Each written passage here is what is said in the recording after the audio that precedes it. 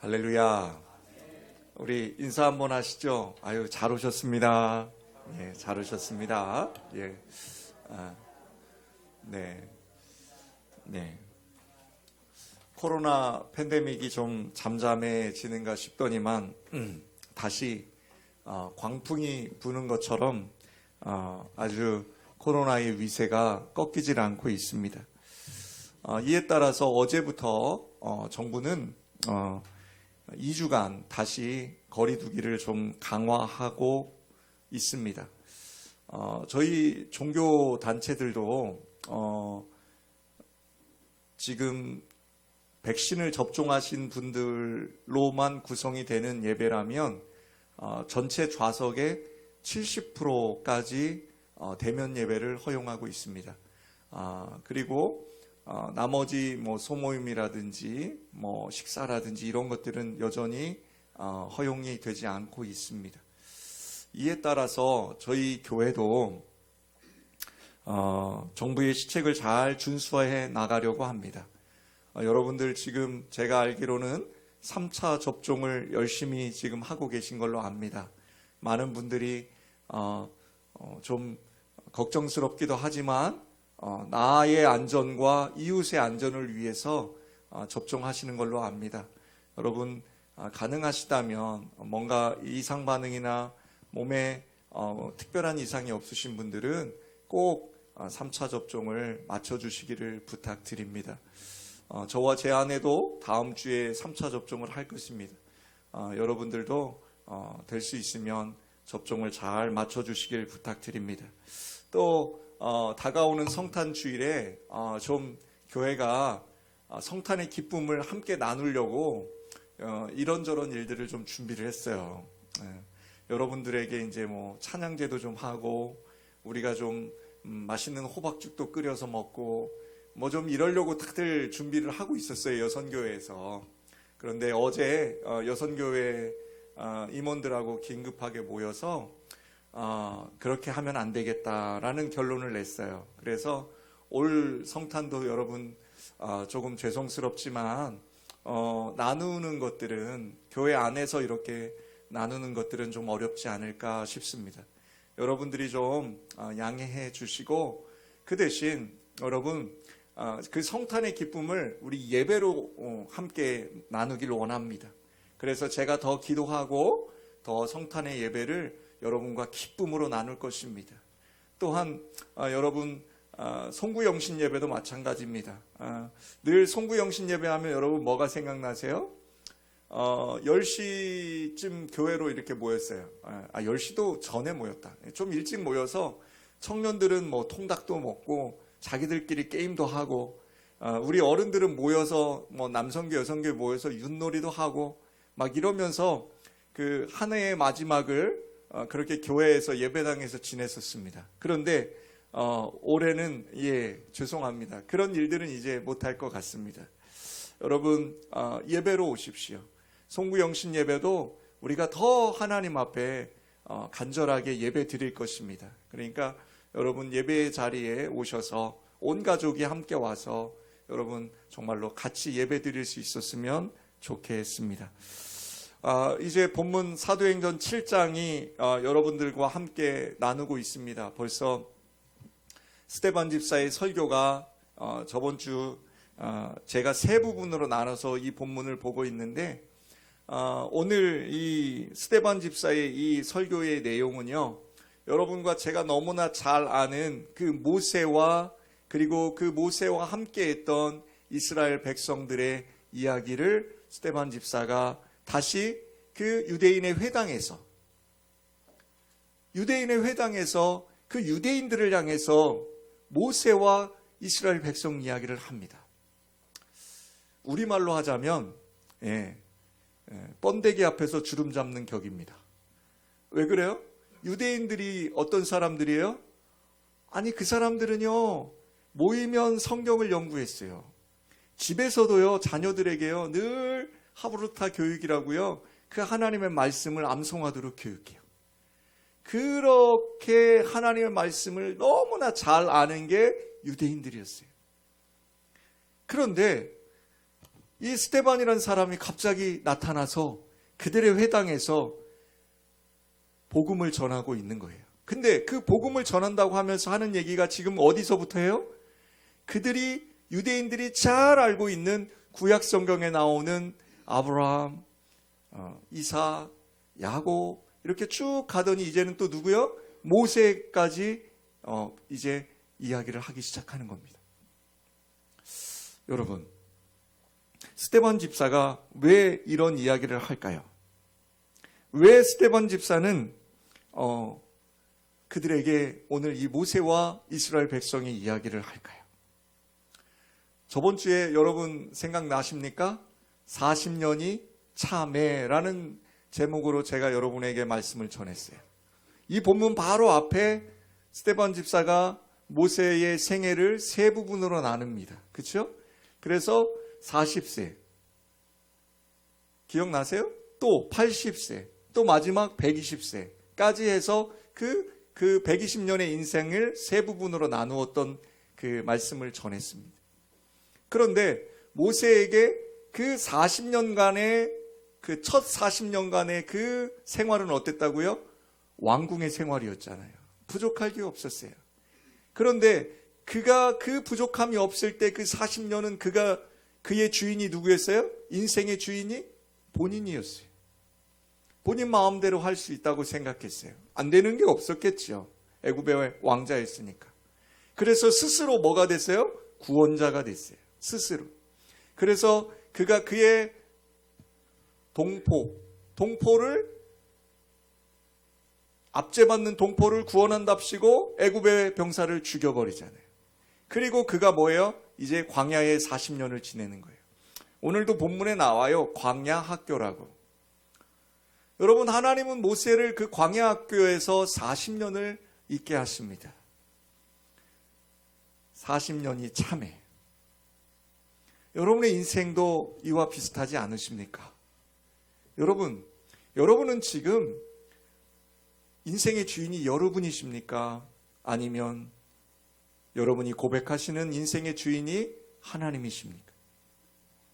스데반은 지금 유대인들을 향해서 그 얘기를 계속해서 전하는 겁니다. 복음, 스데반이 전하는 복음, 그게 뭐예요? 예수, 그 청년 예수, 십자가에 달려 죽은 그 예수가 누구시다? 그리스도다라고 얘기를 하는 거예요. 너희가 기다리는 그 메시아는 이미 오셨고, 그 메시아, 우리를 구원해 주실 분은 오직 누구밖에 없다? 예수님밖에 없다라고.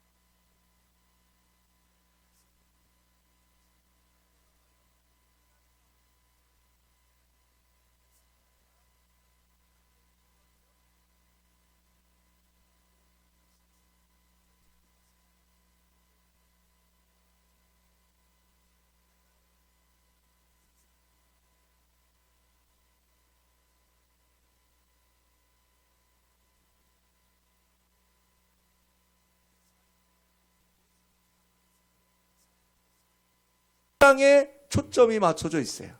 먹을 거에, 입을 거에, 잘 곳에 맞춰져 있어요. 그러니까 그분들은 당연히 뭘 쫓아가겠어요? 돈을 쫓아갑니다. 건강을 쫓아갑니다. 그분들은 집 한 채를 얻기 위해서 평생을 일하며 집 얘기하다가 생을 마감하는 분들도 있습니다. 여러분, 모세는 그래서 그 당시 이스라엘 백성들에게 미움을 샀어요. 그런데 하나님은 그 모세를 어떻게 했어요? 하나님이 세우셔요. 그리고 하나님은 그 모세를 통해서 그 40년의 그 광야 학교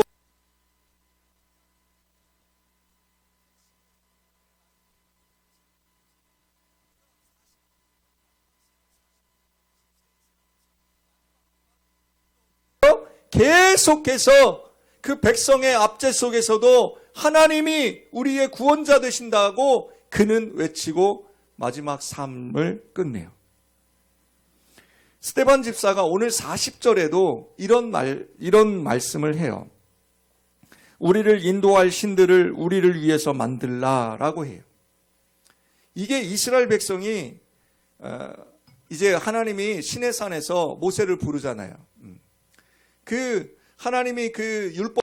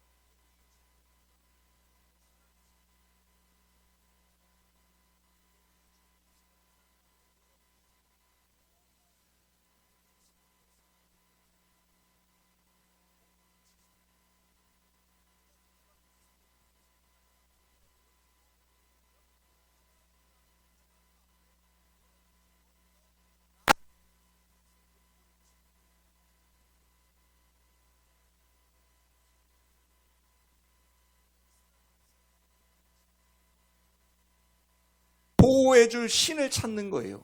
그들을 부유하게 해줄 신을 찾는 거예요. 여러분, 이건 세상의 사람들이 찾고 있는 수많은 신들이 이 신들이에요. 일본의 박동국 선교사님이 그 얘기 하셨죠? 일본에 있는 신은 셀 수가 없다고. 일본 사람들은 되게 친절하고요. 남들에게요. 해를 끼치지 않으려고 노력해요. 그 이유 중에 하나가 뭔지 아세요? 그들에게 있어서 신은요, 다 소중해요. 그런데 우리 기독교는 뭐라고 이야기합니까? 유일신이라고 이야기합니다. 오직 누구밖에 안 계셔요? 하나님밖에 안 계시다는 거예요. 그 구원 예수 그리스도밖에 안 계시다는 거예요. 그 그리스도의 십자가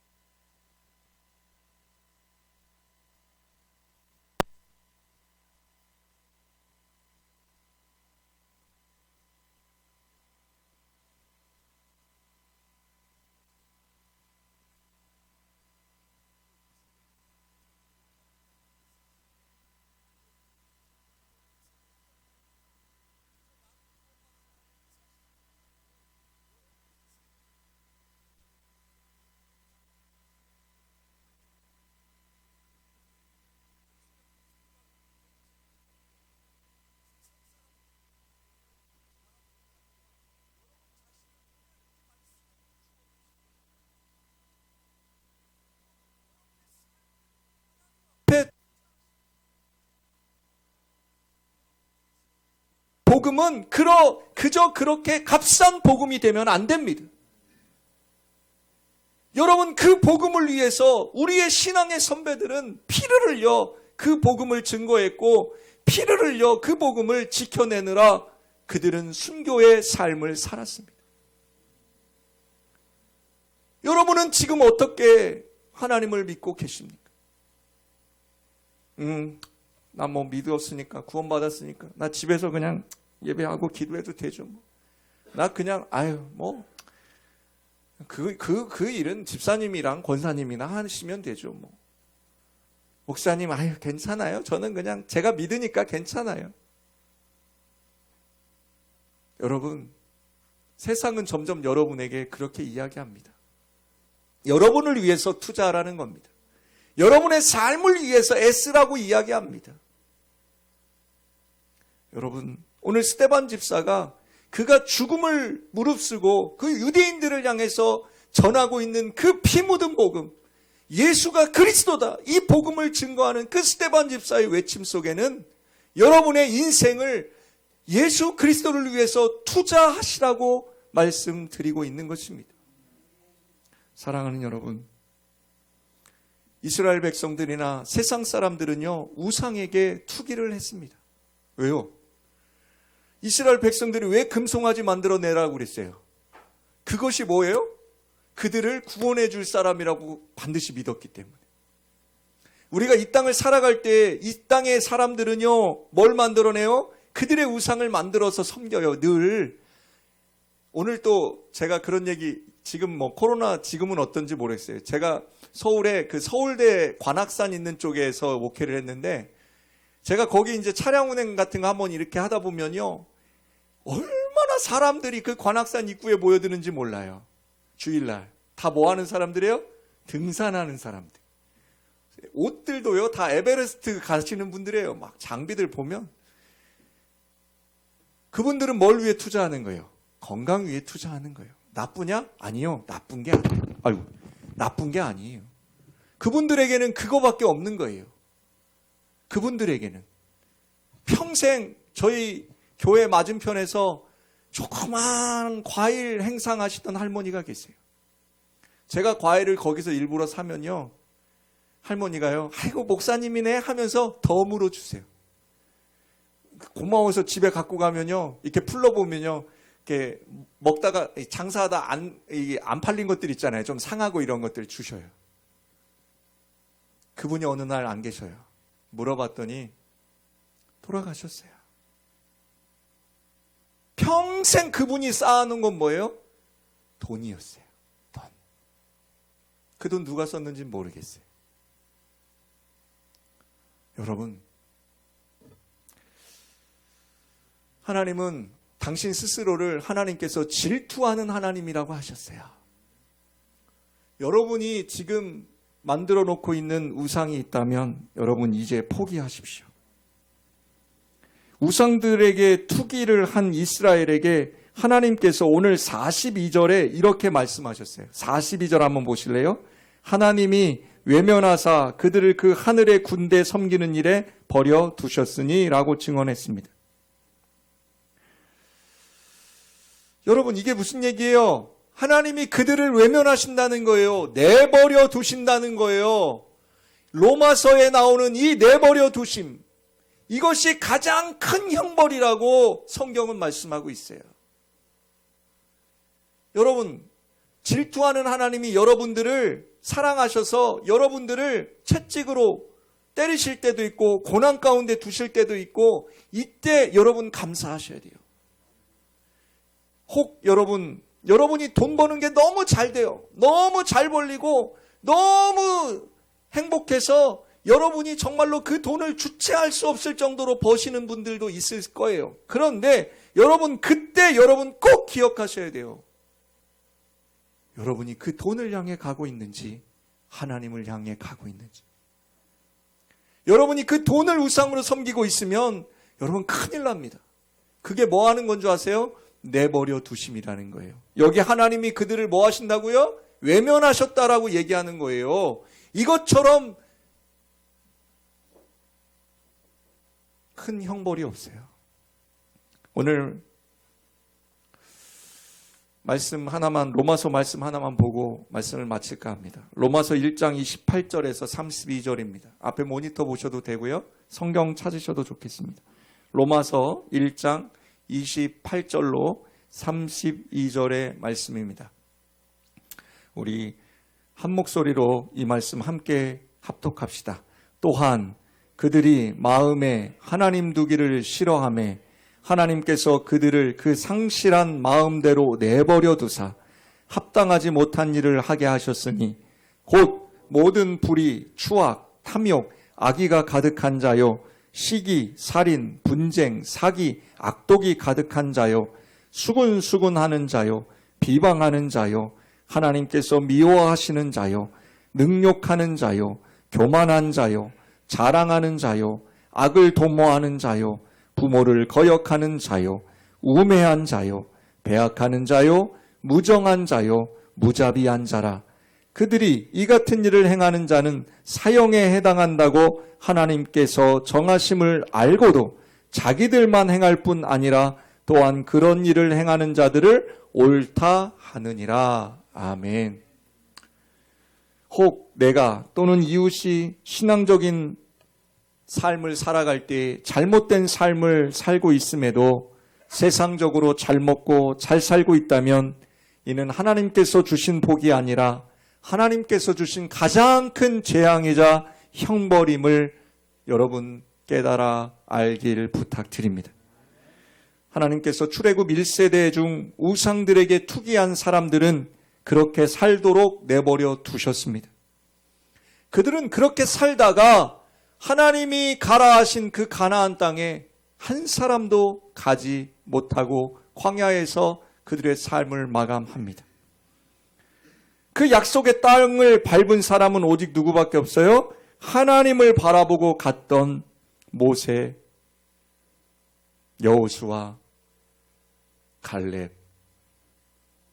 우리가 알고 있는 하나님을 바라본 사람들입니다. 사랑하는 성도 여러분, 세상의 물결이 거세게 불어오고 있습니다. 모세를 택하셨던 하나님께서 저와 여러분을 택하신 줄 믿으시길 부탁드립니다. 저와 여러분은 택함 받았기 때문에 지금 오늘 이 예배의 자리에 나와 있는 거고, 여러분이 온라인을 통해서라도 예배할 수 있는 것이며, 여러분이 예수를 그리스도라 시인할 수 있음은 성령께서 내 안에 거하고 계심을 믿으시길 부탁드립니다. 그 하나님께서 여러분을 이 세상 속에 버려두신 게 아닙니다. 그 하나님께서는 여러분들을 이 세상 가운데 빛이 되라 하셨습니다. 소금 되라 하셨습니다. 여러분, 하나님의 나라, 그 영원한 소망을 품은 신앙인이 되시길 부탁드립니다. 담대하게 살아가십시오. 어깨를 좀 쭉 펴십시오. 그리고 여러분 당당하게 살아가십시오. 여러분의 처지와 환경과 형편이 어떠하든지 여러분에게는 늘 하나님께서 함께하고 계시고 예수 그리스도가 여러분의 소망 되심으로 그 구원자 되시는 예수의 이름이 있기 때문에 여러분 날마다 그 소망을 품고 삶의 자리에서 여러분에게 맡겨주신 그 일을 최선을 다해서 오늘도 살아내시기를 부탁드립니다. 사랑하는 성도 여러분, 예수님께 여러분의 인생을 투자하십시오. 그런데 여러분, 제가 여러분 함께 찬양하기 원합니다. 제가 이 말씀 준비하면서 제 인생을 돌아봤더니 참 부끄럽더라고요. 회개할 것뿐이더라고요.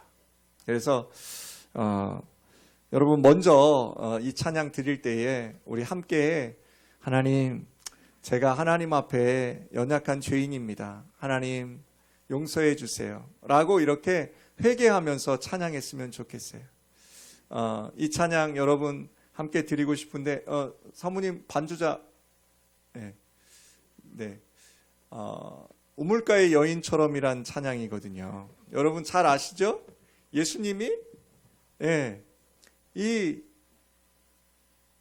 유대인들이, 이 이스라엘 백성들이 개처럼 여겼던 사람들이 누구냐면 사마리아 사람이었어요. 사마리아 사람. 그 이스라엘 예루살렘을 갈 때요, 그 사마리아 지역을 통해서 가면 가까운데요, 이 유대인들이요, 그 개처럼 여기는 그 사마리아 지역을 안 가겠다고요, 뺑 돌아갈 정도였어요. 그런데 예수님의 그 놀라운 일이 뭐냐면, 예수님은 직접 그 사마리아 우물가에 그 여인을 찾아가세요. 일부러. 그 찾아오신 주님이 저와 여러분에게 이 말씀 하시는 거예요.